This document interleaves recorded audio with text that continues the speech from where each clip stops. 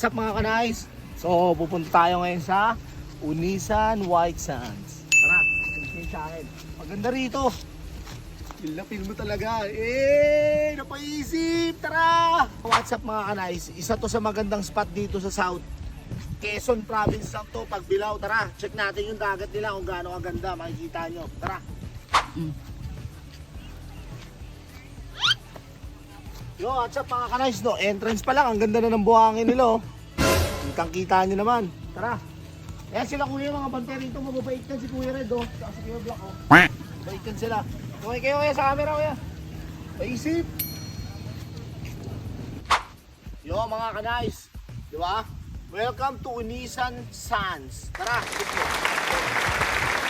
Hey! Napakaangas, kitang-kita mo naman, mapapaisip ka talaga. Try nyo pumunta dito.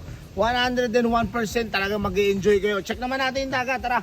Yo mga kanais, tara. Tignan nyo. Hey! Wow! Ito yung dagat nila, oh. Check nyo ng mabuti mga kanais, hindi kayo magsisisi. Unisan Sands, napakaganda rito. Yan, oh. Check mo. Hey, ganda, di ba? Mapapaisip ka talaga dito. Pwede ka mag-enjoy rito, eh. Talagang ano, kasama mo, couple kayo, barkada. The best talaga, kasama mo yung mga ano, karelasyon mo sa iba. Man, di ba? Papaisip,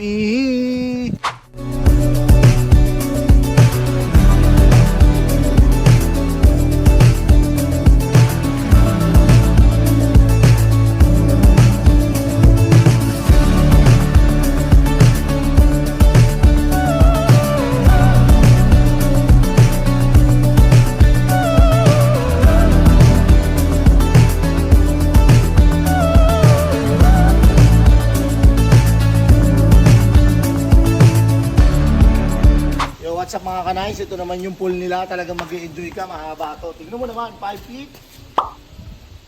Check. Dito medyo malalim mga kanais. 6 feet. Oh!